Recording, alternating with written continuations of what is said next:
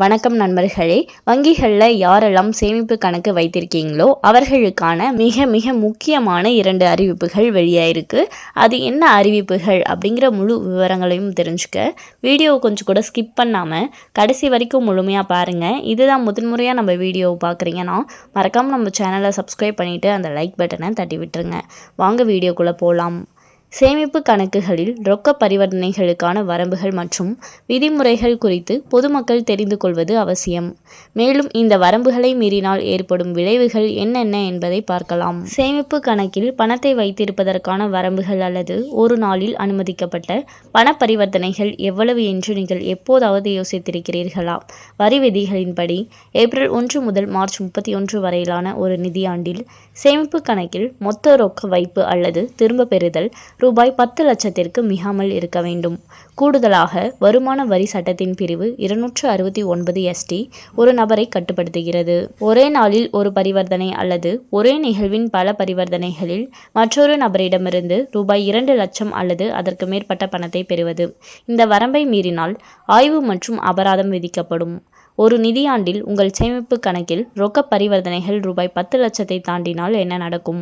அத்தகைய எந்த நடவடிக்கையும் அதிக மதிப்புள்ள பரிவர்த்தனையாக தகுதி பெறுகிறது. வருமான வரி சட்டத்தின் பிரிவு 114B இன் கீழ் இதுபோன்ற நிகழ்வுகள் குறித்து வருமான வரித்துறைக்கு அறிவிக்க நிதி நிறுவனங்கள் கடமைப்பட்டுள்ளன. மேலும் ஒரே நாளில் ரூபாய் 50,000ற்கு மேல் ரொக்கமாக டெபாசிட் செய்தால் உங்கள் பான் கார்டை கட்டாயம் சமர்ப்பிக்க வேண்டும். உங்களிடம் பான் இல்லையெனில் படிவம் 60 அல்லது 61 மாற்றாக சமர்ப்பிக்கலாம்.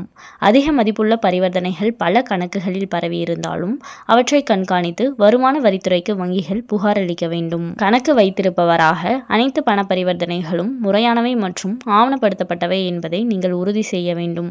இந்த விதிமுறைகளை கடைபிடிக்க தவறினால் அபராதம் அல்லது அதிகாரிகளால் மேலும் விசாரணை ஏற்படலாம். அதிக மதிப்புள்ள பரிவர்த்தனைகள் தொடர்பாக வருமான வரித்துறையிடமிருந்து நோட்டீஸ் வரும் பட்சத்தில் நிதி ஆதாரத்திற்கான போதுமான ஆதாரத்தை நீங்கள் அளிக்க வேண்டும். ஏற்றுக்கொள்ளக்கூடிய ஆவணங்களில் வங்கி அறிக்கைகள், முதலீட்டு பதிவுகள் அல்லது பரம்பரை தொடர்பான ஆவணங்கள் ஆகியவை அடங்கும். எப்படி தொடர்வது என்பது பற்றி உங்களுக்கு நிச்சயமற்றதாக இருந்தால் ஒரு தொழில்முறை வரி ஆலோசகருடன் கலந்தாலோசிப்பது செயல்முறையின் மூலம் உங்களுக்கு வழிகாட்டும் மற்றும் சட்ட தேவைகளுக்கு இணங்குவதை உறுதி செய்யும். இந்த வழிகாட்டுதல்களை புரிந்து கொள்வதன் மூலம் தனிநபர்கள் தங்கள் நிதி நடவடிக்கைகளை பொறுப்புடன் நிர்வகிக்கலாம். மேலும் நீங்கள் வருமான வரி அதிகாரிகளுடன் தேவையற்ற சட்ட சிக்கல்களை தவிர்க்கலாம். ஸோ உங்ககிட்ட சேமிப்பு கணக்கு இருக்குது அப்படின்ற பட்சத்தில் இந்த விதிமுறைகளை நீங்கள் கடைபிடிக்கலன்னா தேவையற்ற சட்ட சிக்கல்களை சந்திக்க நேரிடும் அப்படின்னு சொல்லியிருக்காங்க.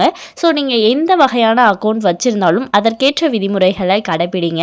இல்லைனா பார்த்திங்கன்னா நம்ம தான் தேவையற்ற சிக்கல்களை சந்திக்க வேண்டியதாக இருக்கும். அண்ட் மேலும் இது போன்ற அரசாங்கம் சார்ந்த அனைத்து அப்டேட்களையும் உடனுக்குடனே தெரிஞ்சுக்கணும்னு நினச்சிங்கன்னா மறக்காம நம்ம சேனலை சப்ஸ்கிரைப் பண்ணி பக்கத்தில் இருக்க பெல் ஐக்கானை கிளிக் பண்ணி அதில் ஆளுங்கிற ஆப்ஷனை செட் பண்ணி வச்சுக்கோங்க. அப்போ தான் நம்ம அப்லோட் பண்ணுற வீடியோ உடனுக்குடனே உங்களுக்கு நோட்டிஃபிகேஷனாக சேரும். அது மட்டும் இல்லாமல் அந்த லைக் பட்டனை தட்டி விட்டுருங்க. தேங்க்ஸ் ஃபார் வாட்சிங்.